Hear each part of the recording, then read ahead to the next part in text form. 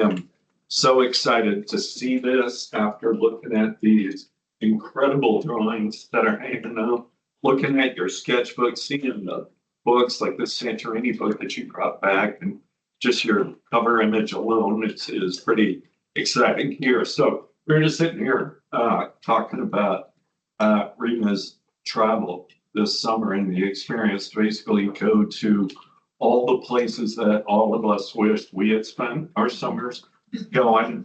This is really kind of extraordinary, a great experience for you. And this is good. We've got just two more fellowship presentations left, Rachel. Yes. Good. So summer's coming to an end, and it gave us something to really look forward to. And just before you get started, I just want to thank you in advance for everything you contributed to the firm this summer. Has been fantastic. Having you as part of the team, appreciate all the research you did, how you threw yourself right into this. So why don't you take it away and share what you learned on this remarkable experience? Well, I'll start with the thank you also. This was definitely one of the most incredible things that I've ever gotten to do. And I think it will impact my career choices and life choices and all of that. So thank you for the opportunity, at Howard. So I will go ahead and get started. I do think I want to talk about the cover image since we are here. I think it highlights a lot of what happened at many parts of this trip, which was me with Google Translate on my phone, trying to understand how things function in a very complex way with very few actual words that we share. So it had a lot to do with drawing together, sketching together, having translators over the phone helping us out. And so this is from right in the middle of my trip in Turkey, and we'll talk more about it.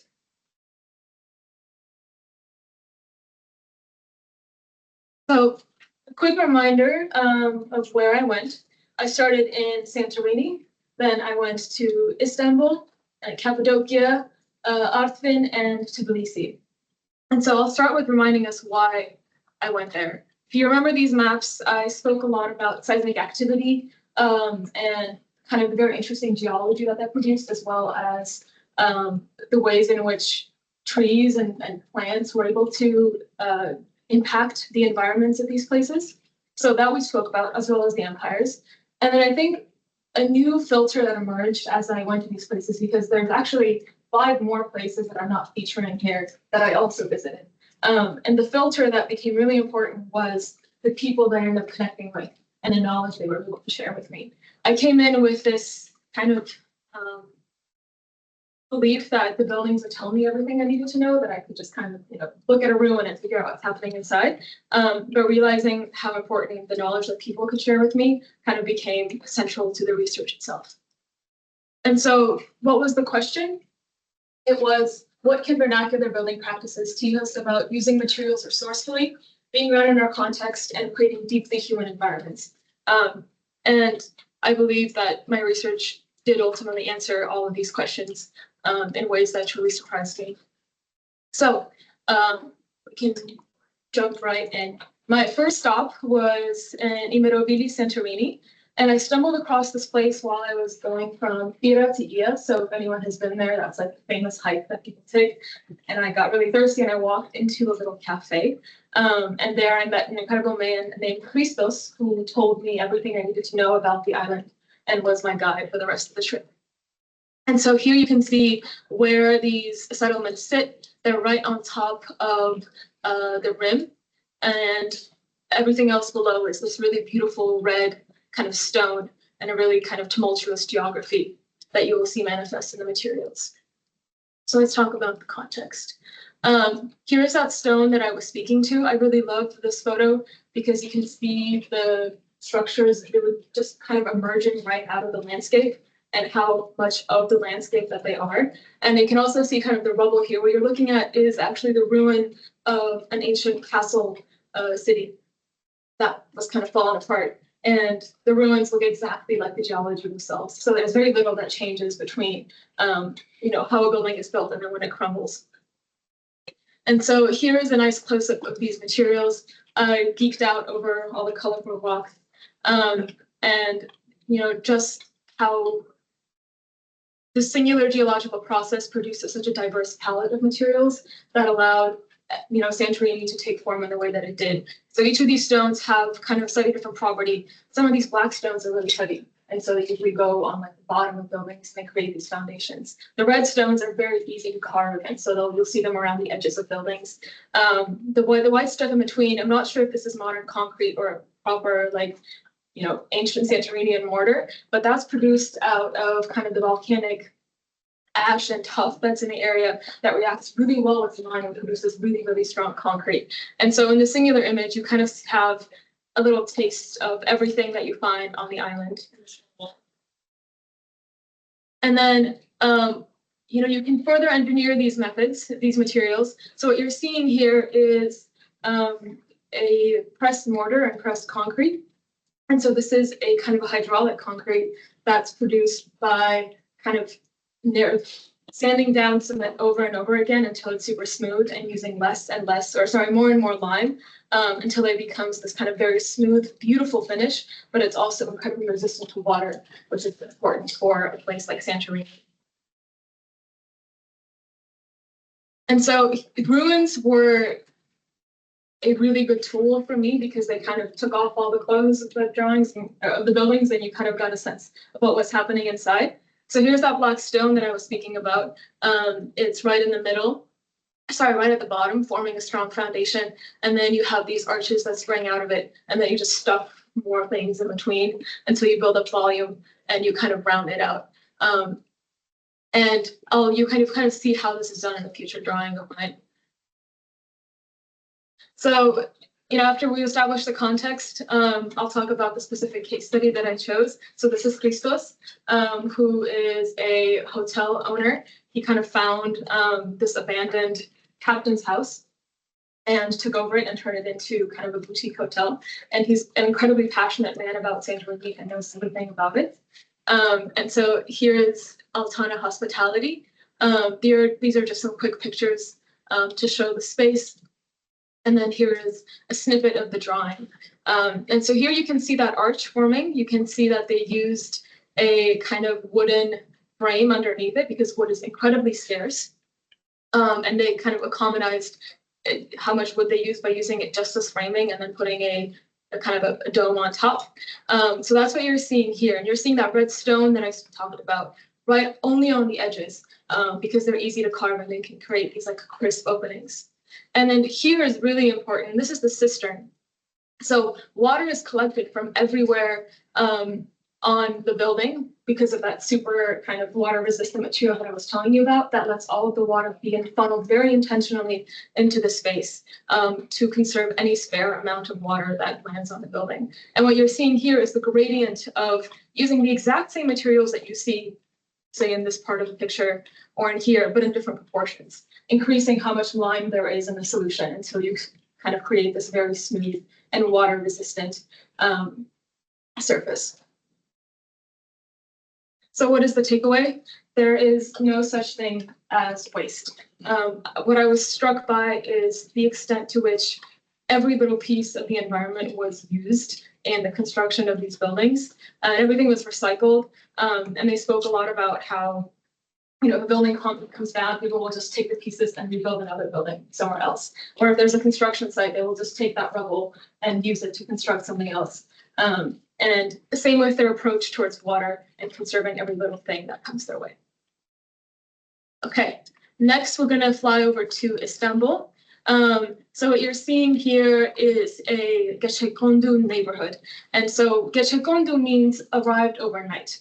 And so the way this entire community was formed is through a legal loophole, in which if you construct a house overnight with a legal definition of house, as in there is a bed, and oftentimes in the case of Turkey, this meant having the photo of Ataturk, the founder of Turkey, somewhere in the shack, the police can't take it down.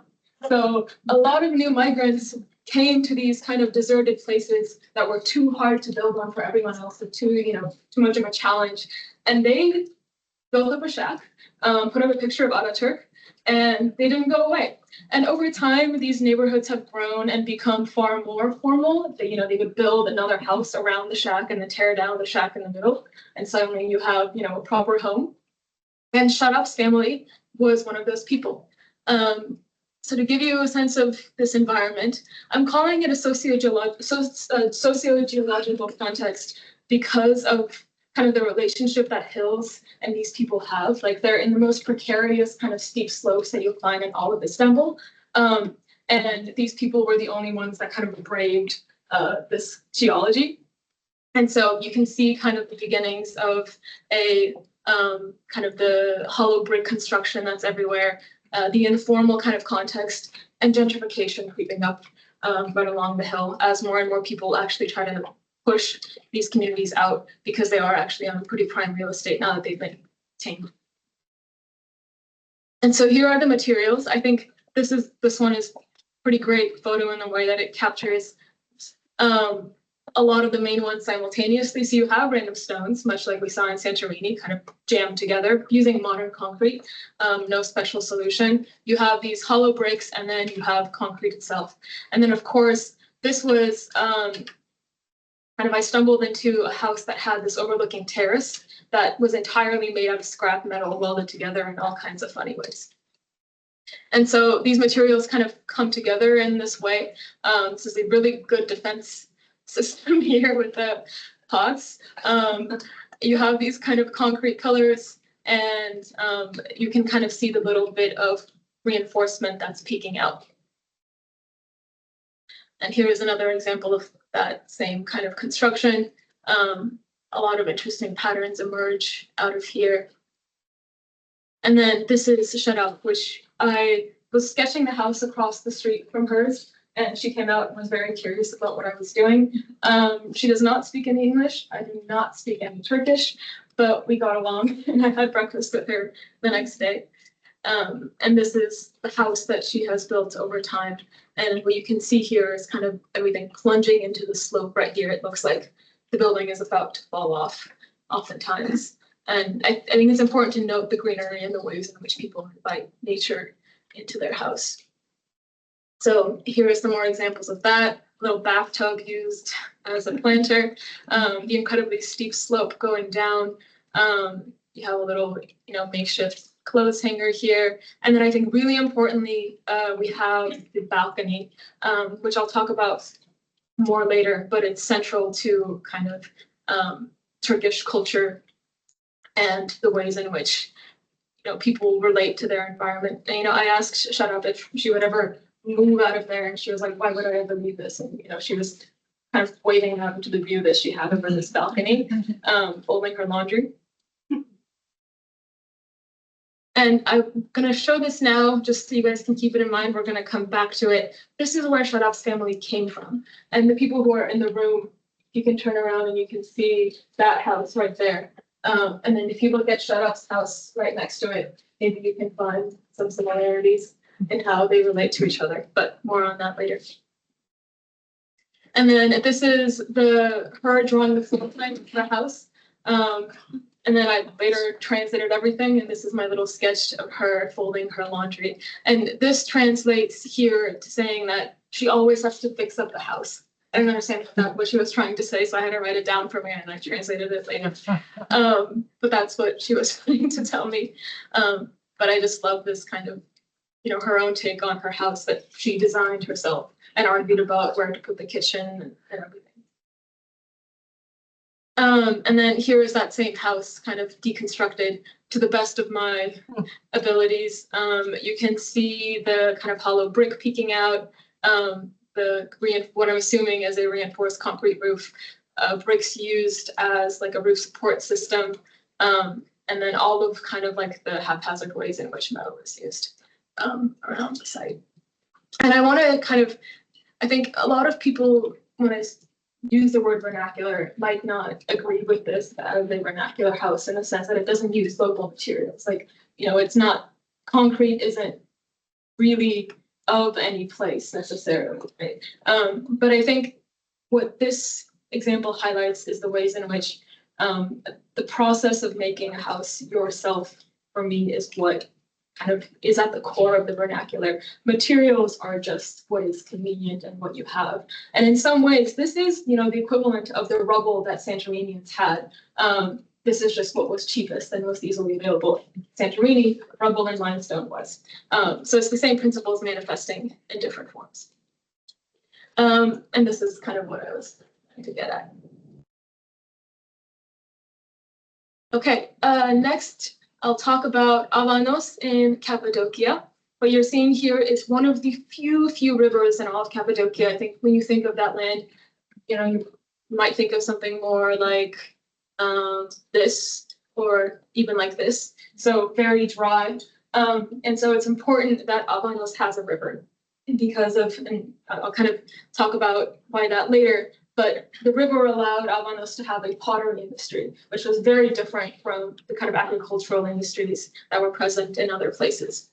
And so you can kind of see the forms emerging out of caves and out of the material in a very similar way that we saw in Santorini. And so you have another volcanic stone that's very, very easily shaped. And so you have potential for incredible carvings like this. You, again, have slightly different forms of the same kind of stone stacked on top of each other, doing different things, and also incredible visual diversity even within the same material. And so here you can see the construction of one of these arches. And my diagram kind of illuminates how this works a little bit. And what was a really nice kind of surprise was that I was exploring one of these villages and I came across this man building his own house and adding up some new walls. And here he was kind of hacking away at some stone, and I pretty much learned everything there was. Learned a lot about how some of these structures are constructed. And the stone is incredibly easy to break. He was just kind of hacking away at it. It's like I'll also show the tool here. This guy, and even his son was helping out on the side by breaking up some of the stone, which was then put into this kind of paste. So you have the same stone that, that the blocks, the same material is then crumpled up, placed with water and also hay, which acts as like kind of like the fibrous ingredient in the concrete, and potentially some lime, although I'm not sure that that is the case. And that kind of becomes the concrete that, or the mortar, the cementitious material that holds together these structures. So it's incredibly simple. And this is Muko. So he is a geologist, architect, artist, ceramicist, historian. He goes by a lot of names. He's an incredibly smart and enthusiastic man who is from Avanos and took over another kind of abandoned hotel and boutique, or formerly wealthy man's house, and turned it into a hotel and now into an art museum. And so it's called Hotel Veneza. And these are windows that he painted using pigments from, the area that he sourced himself, ground up into a powder, and decorated his house with. And then you can see kind of hints of all the collections that he has kind of around this place. And this is the diagram of that construction that I was speaking to. So you have these kind of interlocking arches that stack on top of each other, and then you have the mortar or the cementitious material with all of the kind of the scraps stuffed in between, and then eventually they come and meet. In places where you absolutely need a flat roof, or you have the money to purchase wood, you're able to kind of use wooden beams in this very specific cases where you have no other choice. Otherwise, all roofs are made using these kind of like dome shapes, because there is such little wood in the area. And then these buildings will come out of caves. And again, I'm sorry I don't have the full drawing in the digital presentation, but over here you'll be able to see the cave system that kind of goes way, way back, and even he doesn't know how far back it goes because he hasn't gone all the way. But those are actually escape tunnels from the original inhabitants of the region, which went back to like 15 times. And then later, kind of the prosperous era of Avanos was with the Seljuk Turks, and that's where the pottery industry kind of took off.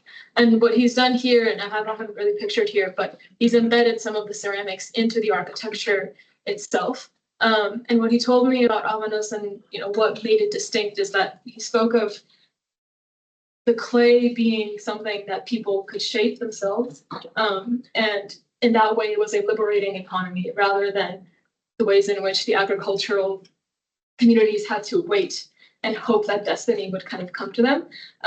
So he spoke about how in that way Avanos was special because people believed that they could shape the world, they could shape materials. And so with that, I think my takeaway from Avanos was that, we do our best to shape materials, but materials that we kind of are raised in and are around shape us and shape our mindsets and our values. All right. So from there, I took a 8-hour train from Cappadocia to here, which is kind of in the Black Sea region. And you can see the jump from kind of the barrenness to this. And I think like the feeling of being surrounded by so much rain was kind of like a visceral reaction. And these are these incredibly lush forests right by the Black Sea coast, where the previous industry was all hazelnut trees, which is where the name Findicly comes from. Findic means hazelnut. But now all of these places have been turned into tea plantations. Plantation is not the right word, but tea farms. And so what you're seeing here are tea terraces everywhere, and the house is kind of emerging out of there. And so materials here, again, this one image kind of tells most of it. You do have plenty of wood, as I kind of mentioned earlier, but you also have a lot of really tough river stone that can withstand floods. And so you usually have a foundation of these really tough stone, and then you create this beautiful like wood joinery, 0 nails used frame, and then you stuff that with more stone. And then you also have a rich tradition of wood carving also, and this is actually for a kind of a sister structure that comes with the houses usually found in this region that are used to store wheat and other things. And so I was really fascinated with exactly how this frame was built. And the way I found this man was that I was kind of wandering downtown, really hoping to find anyone who knew any information about this. And then, again, through Google Translate conversations, we were eventually taken to the mayor's office. We were presented to the mayor of this town, and they were very confused. So I actually called up the English teacher, the only English teacher in the town, and she was their translator. And then she was like, okay, I know where to take you. So we were able to visit one of the last kind of wood masters or kind of master builders of the town. And he was very happy to tell us absolutely everything. And it was one of the most incredible experiences of the entire trip. So here you can see how this kind of like slots in from behind, no nails used, and then the stone goes in between. And then around that comes the cementitious material. And so the person that I stayed with was Yasha, who also has many titles. He is a restorer, ethnographer, poet, writer, also farmer, planter, incredibly talented and very, very sweet man. And this is from the book that he wrote about how his great-grandfather built this house. So these are my attempts at translating from Turkish. But it tells the story of how the entire village came together to build his great-grandfather's house. So you kind of assemble your stonemasons, and then you send the whole village down to the river, and everyone takes a stone and brings it up to the house. And then it's kind of placed, in the house. And then he talks about, I think I thought about vernacular architecture as beauty being a side effect of, like it kind of emerges out of need. But here we kind of speak about trying to choose the best stones so you have the prettiest colors in the house, which kind of reminds you that it doesn't matter what conditions you are in, like beauty is still a thing that we strive for. And then and again, this man is a poet, so I'm sure he exaggerates things and, adds flourishes, but this idea of like these stones representing the solidarity of the village and everyone having contributed to everyone's houses, I think it's just beautiful. And then kind of this like final message of this building is not just for you, it's for everyone in the village also, and you're investing in your community. And this is what that kind of house looks like. And then, you can see kind of the construction details in the other one, but I was just really taken with the kind of structure or the matrix that this applies to the entire house and the kind of scaling system that emerges out of the size of the stone. And this kind of, it reminds me a lot of like Japanese architecture. And then here on the inside, you have this wall that's found in all of these types of houses that serves as like a partition, but also like a major piece of furniture. And you can see just like how much wood they had access to, and how old these trees must have been because of kind of how wide some of these planks are. And then here is that drawing, and you can kind of, I was hoping to be able to depict kind of how these pieces come together and fit in together. And then a note about this kind of mortar. I think that's a general theme. It's like everyone that I asked, like, oh yeah, it's just, it's just cement. And then you kind of peel back the layers and you realize what's in them. And so in this case, you have lime, water, and also chicken feathers as the fiber rather than straw. And the takeaway here is it takes a village. So my last case study here is a complete shift. You can kind of see from here that it is not some kind of natural landscape, but this is a Soviet community, or it's a Soviet era commune city. And so these are kind of pre-planned houses. They were all built around the same time, roughly. These two were actually specifically for a sewing factory that's nearby. And I was able to access some archival documents from the original kind of instructions for how these were built, thanks to some really, really kind Georgians who pulled these up for me. And so I think the case that I'm going to make here is that in Santorini and in Cappadocia, we had a natural geology. We had volcanic activity that produced these forms that people are now working with. In this case, the geology is the pre-existing concrete landscape that has been produced by, mass Soviet industrialism. And so this is the landscape and the geology that people are working with instead. And this is what it looks like. Wow. So if you kind of remember the way that buildings emerged out of caves in Santorini and in Cappadocia, I'd like to make the argument that the exact same thing is happening here. But instead of stone, we have concrete, and people will do whatever they need, especially when they're not regulated. And privatization in Georgia happened with very quickly and with no regulation. So suddenly, communally owned spaces were just kind of up for grabs, and people did whatever they wanted, and they have a lot more space. And so I found these two buildings facing each other from a distance. Another analogy I'll bring up is that in the case of Findigli, so the wooden stone house, you had kind of like a valley, and people you were usually facing the inside of that valley. If you can see here, this side is far more barren than the inside. People tend to add these vernacular forms to the inside of the buildings are facing each other. So they kind of create their own valleys also. And here are the materials. You have a lot of just concrete panels, and then you have a lot of brick infill, and then kind of metal and tin, and this is a piece of a mattress. They're just kind of put together, and whatever it takes to make walls or fences, whatever is needed kind of happens. And then here you can see part of it they used cinder blocks, and then they maybe ran out, so they used bricks instead. And then here is a kind of a metal pole as a structural system, and then you have wood coming out to hold a tin roof. And underneath it, right behind this is an original Soviet balcony railing. This is the original one. They moved it from one place and put it here instead. And this is just a scrap of materials that I saw that I'm sure will make their way to someone's house eventually.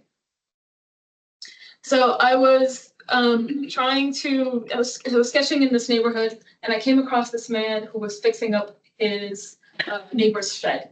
And he did cut himself in the process. He had this big screwdriver, and he was trying to patch up his hole. And eventually he said it was going to be a little shop. But I think this also shows a lot of these strange metal bunkers that are everywhere, and they're kind of the garages of everyone, and they're placed in front of the buildings, and they're also used for shops or storage or whatever. And here was this man helping out his neighbor. I love you, Mary. Yeah, I just now noticed that actually. That makes this big. So eventually I joined, his name is Afto, I joined him on the roof of one of those structures and got a really nice view of this kind of agglomeration here, and it turns out this is actually Afto's house himself. And here you can see like wood poking out as another structural system. You can see the reinforced kind of concrete slab. And then I want to draw your attention to this area right here, and I'll kind of speak to it a little bit more, I think, in my diagram. And then here you can see, again, like the wine was a major theme in all of my kind of research. I wish I had more space to talk about all of it, but there was built-in infrastructure for winemaking or alcohol production in pretty much every place that I went to. I have no diagram for this, but in the case of Santorini and Cappadocia, they have these kind of dug-in parts of the floor, and then like a deeper well where you smash grapes in one, and then it kind of flows into the next bucket and ferments there before it's turned into wine. And so this culture of winemaking is like, it's literally a part of the architecture.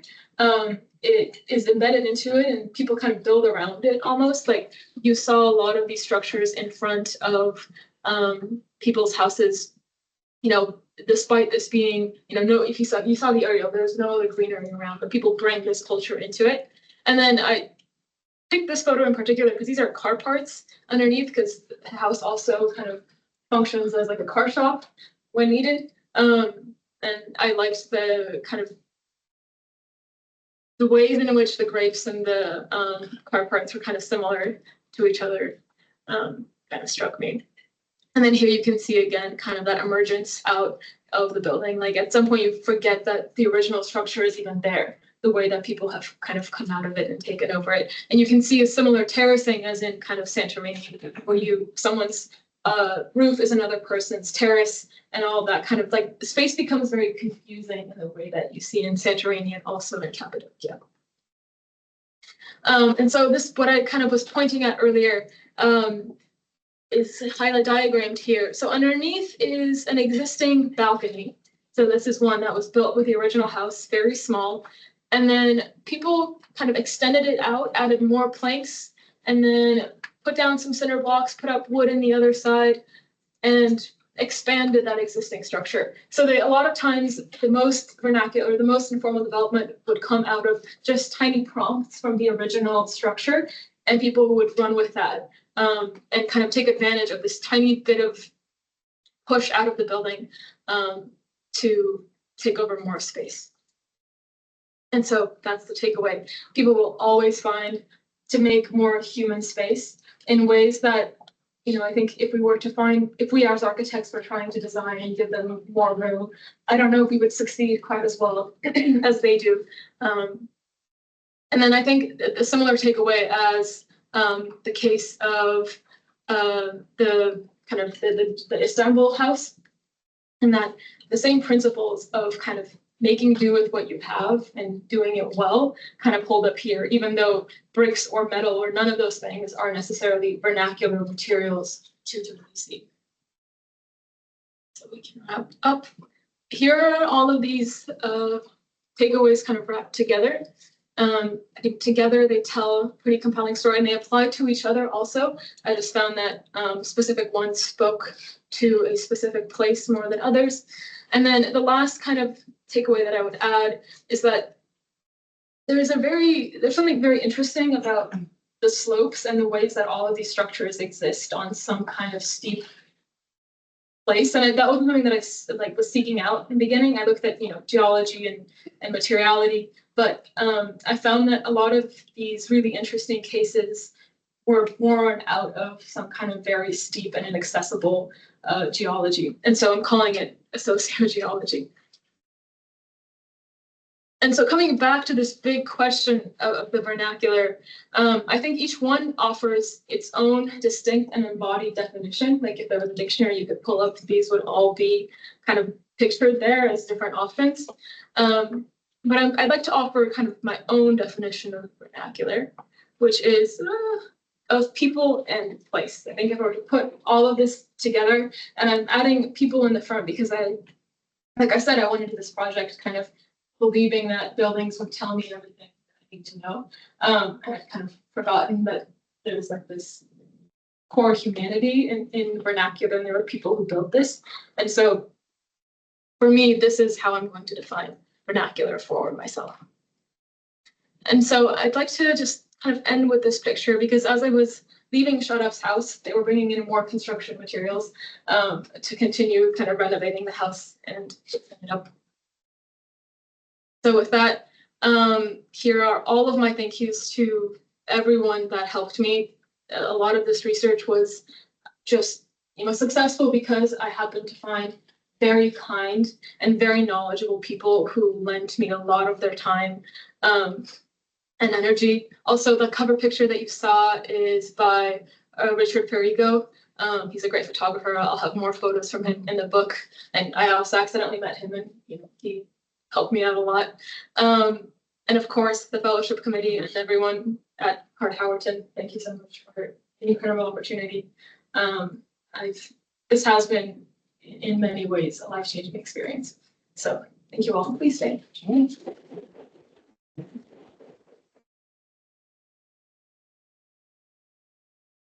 Awesome. I thought it was interesting how there's this like through line of pre-industrial humanity where there was this scavenger, mentality, especially after the Iron Age, and it still continues today. Like, they would go and take from the Roman villas and stuff, and it's still alive today in modern society, and how we distance ourselves from the period and think we're so advanced, but how much of that humanity comes from it. Yes. It's really, really interesting. I really liked the word scavenger that you used. It applies to a lot of Yeah. Yeah. I remember when you first started this, and you talked a lot about an interest in how vernacular architecture solved the challenges of earthquakes and seismic activity in these areas. And I wonder sort of what happened to it. Yeah.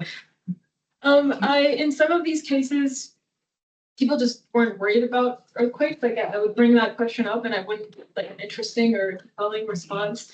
In the case of like Cappadocia, I was really kind of like thinking about how any of these really fragile looking geological features were even standing. And the way that Muko, the man that I met there, described it, he said that the earthquakes are kind of, they move like this. They're very slow and they're very deep, so they don't really affect what's happening at the surface. I think the reason any of the 2BC buildings are actually up is because there aren't too many earthquakes there potentially. In the case of Santorini, you kind of build low. There's that. So I found that it wasn't the most interesting story for me to chase. So I kind of let what kept coming to the surface come to the surface. Yeah. Although it's something that I would like to keep poking at. I wonder if that wood frame with the stone infill is in part because of to resist seismic. Yeah. There is a lot of the Turkish kind of woodworking and wooden buildings have some pretty interesting, because this is a cousin of a lot of other kind of Turkish wood frame houses, which are designed around earthquakes. So I think this is like a mutation. What was the wood that was being used in that half timber? What's the species? Specifically, there's 2 walnut trees that were cut at a very specific time. And there's like this whole, he talks about cutting the tree and the trading process. So there's 2 walnut trees that are the biggest pieces. And then there's also some chestnut wood. So, it's interesting because it's not inherently resistant to rot. Yeah. It maybe because of the weather. Yeah. Works. There's also an acceptance that you're going to have to change some of these pieces. Like because of kind of the lack of nails, like you're kind of expected to take things out. So, if anyone here is interested in wood construction, I went to the Ethnographic Museum, Open Air Museum in BC, and one of the guides there, they don't sell this anymore, so this is very exclusive. But these are his drawings of a lot of really cool houses, And then this is an old Soviet pamphlet that they're actually not allowed to distribute anymore. I have it. I recommend checking this out also. They're quite beautiful. And another point, since this was brought up, is like, I thought of the wood house that you brought up as like a Turkish house, but in the Georgian consciousness, that is actually a Georgian architecture, and it falls into the kind of Georgian pamphlet of books. So I didn't get to touch on that either, but there's a lot of really interesting kind of cultural dynamics and who claims what vernacular form as their own. Do multiple family members live in the same house being subdivided over time? Yes, so differently in different places. In the case of Cappadocia or Santorini, the landscape lends itself, and also Tbilisi and Gildani. So there you just tack on your family. You have a son, maybe you take over another balcony, you build more out, or you kind of tear down a wall between another neighboring house and you expand space in that way. So yes, in the case of the Istanbul house and the other house, like inherently they are contained kind of boxes, and that's what I was trying to get at. Is so Sharaf's family moved from that house that I showed you in Turkey to the Istanbul house, and so you can see that how similar the form itself actually is, the way that it relates to kind of the landscape. So I don't know if that's intentional or if it's me kind of making a narrative, but it's really interesting that she came from that place and her house looks like that. But these forms are more contained. So I think there's a different kind of dynamic when families grow, how you make space for them. You can't really build out. I think you kind of build in. Yeah, but I need to learn more about that. Yeah, Because of the steepness of the slopes. because the frames themselves are kind of squared and they don't replicate in the same way that they don't, how do I put this? Like there's less kind of opportunity to build out in the way that the other ones kind of invite expansion outwards. But that house has like a specific floor plan, like where the new bride sleeps, where the grandfather sleeps, where the kids sleep, and I can show you that. Rima, your trip sounded amazing. Seems like you met some really interesting people. Like your story. Well, first of all, the Findically, that house is like the coolest thing I've ever seen. That's so awesome. But like meeting the mayor and that whole journey, like going through like from person to person. Can you speak a little bit more about this? Like, you show up in a town and it seems like you had these very personal moments with these people that like invite you into their homes and things. Like, how did you get from point A, arriving in a town, to like having dinner with like some local? It's a great question. I didn't really have a plan going in. Full transparency. I just thought I would find houses and then sketch, and then it would go from there. I want to think back. So oftentimes it was an accident. So in the case of Santorini, it was just sheer luck, and I think I asked a lot of questions, and that was well received usually.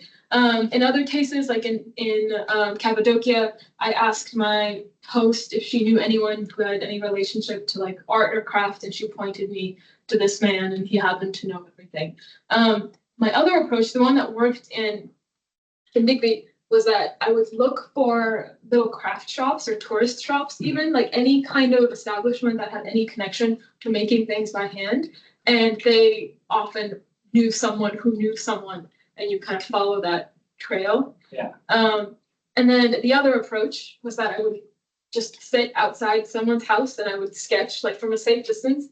I would approach me, and if they did, which was the case in the Istanbul house, I would very casually chat with them, and if they invited me, then great, you get to learn more. That's really cool. I feel like that's like a daunting thing to take on when you know the language of the place you're going to, let alone like not speaking any of Turkish or anything like that. So that's awesome. It sounds like you met some really, really awesome people.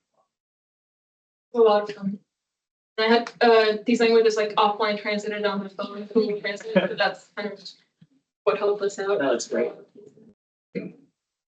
Fantastic sketches. It's I think a great example of the kind of relationship to the sketching and the analysis of the buildings and the experience of the place and the people. It's really nice. There's a ton more here that I don't have up. So if anyone wants to, I'm happy to share. Yeah, I filled up 2 whole notebooks. So, well, And then I also have the original sketches for those drawings up here.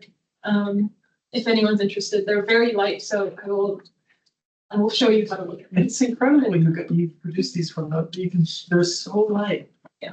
You can thank your Our scan. Which one was better? Can you actually talk a little bit about how these big drawings came about? Just I can imagine you have all these, I'm sure you don't, or I don't think you would have this whole image in your head when you get started with this drawing. So we can talk a little bit about when you build up this drawing, you know, the process, or was the process itself meaningful or helpful in any way? Yeah, I think, I mean, this entire, at the end, it was all about graphics and how to communicate everything that I knew, which I've shared, a fraction, kind of what I've learned. And this only tells a fraction of what I've learned, but it was like a question of how to choose which stories to leave out, which was really difficult. But I would start with kind of like a corner that I felt was really important. And I would kind of center that on the axle. And then I would kind of build out from there and scale it to see how much I was going to fit. Like the Cappadocia house and the Findlay house are very different in scale. But that's what was necessary. So it was a lot of figuring that out. And then identifying, corners or like rooms that told a lot of stories at once. So the one in Santorini, actually, that's like maybe a quarter of the house. It's very elaborate. There's many more stories. I just picked the tiny part of it. But this was the one where I think you could see the cistern, you could see how a dome was constructed, some of the stairs, and also the cave system in the back. So I mean, I think a lot of like the real learning happened in trying to cohesively represent. Because at some point, ideas have to become concrete if they are drawn. And when I start putting labels on a material, like I have to exactly know what it is. So it was a crystallization, I think, of a lot of what I learned. I wish there was a way for me to incorporate more of kind of the fables and all of that into these. So maybe that's a separate thing, but this tells one part. This tells one part of this. I think it's really interesting. You start from this one. I think there's just by looking at these things from ad hocness to these drawings of how these drawings are put together to begin with, which jives actually really well with how these buildings are put together. But I can tell you exactly how you talk about everything. So there is this kind of the way the buildings are built and the way the drawings are constructed, kind of like speaking to each other, which makes this really lively. I think there's a cohesion between the visualization of the architecture and the story, and then illustration, and then big part of storytelling is editing. So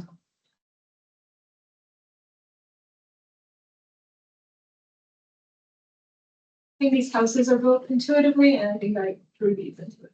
So I think like kind of the allowing of intuition to do its thing. Maybe is nice progression of style, building material.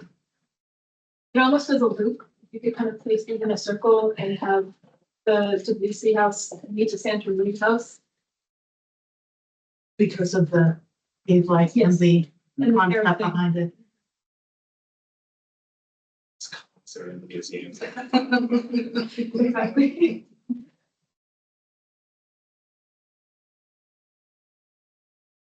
Right? Thank you, Really, everyone. really wonderful.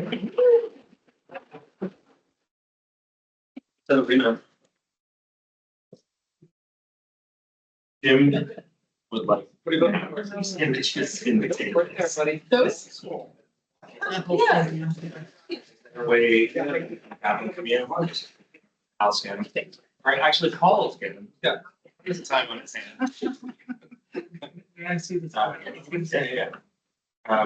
You're gonna scan all. Yeah, I'm gonna scan them all. Actually, all of them are. I think they're wonderful examples of illustration. I'll send you my email. Okay. You have these scanned already? These are, yeah, there's already, they're already yesterday. You guys all have these. They're just lots of. Right. You don't know where they are. Well, yeah, I don't know. They're only yesterday. Will you send those to me and can I scan them? Yes. Okay. Yeah, we'll be. I can look at two. Sure, but these are, the woodworker and the sign that. Leave on. You want? Paul's gonna come to time. So basically, Yeah, I'll take it all. And I'll walk it over here. I can probably do this. Do you need your post-it? Pretty cool. Really good at figuring. Yeah. That's other right, drawings. if it's just your Footprints of my life. Oh, okay. Not all of it, not all of it, that part is like. Believe it, that's an awesome presentation. That was, the drawings are so amazing. The stories are awesome. That was great. I like also like every moment was like, you gotta take one too. I like that. Cool. It's just really awesome. The presentation came together very last minute, so Yeah. it took me a second to get into the flow. Yeah. But Well, I saw you like absolutely grind on this, so Yeah. it shows it was a great presentation. It's awesome. What are you doing for work?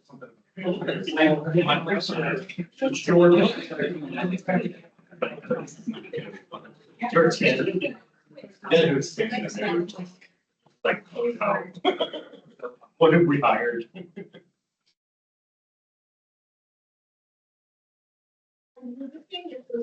I just leave.